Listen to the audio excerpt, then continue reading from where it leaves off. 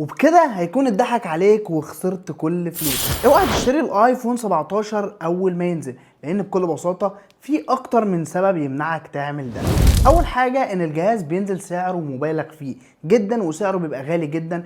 عندك مثلا الايفون 17 برو ماكس اول ما بينزل اول كام يوم بيبقى بتتكلم في حوالي 130 و120 و140 الف جنيه، كلها 10 ايام 15 يوم، وهيوصل سعره ل 80 الف جنيه. اما تاني سبب بقى انك تستنى الريفيور والناس اللي هتشتري الجهاز تجربه وتتفرج على اكتر من ريفيو للجهاز عشان تقرر الجهاز فعلا يستاهل انك تحط فيه فلوسك ولا لا. لان عندك مثلا الايفون 17 اير الجديد لسه مفيش اي حد جربه وممكن بطاريته تبقى سيئه جدا، فاستنى لما اكتر من حد يجرب الجهاز وساعتها قرر هتشتري ولا لا. تالت سبب بقى يا صاحبي انك تستنى لما انا اشتري الجهاز وهجربه وهقول لك عن تجربه الجهاز كامله والجهاز يستحق انك تشتريه ولا لا. وبس كده، اقفل الفيديو يا ابني.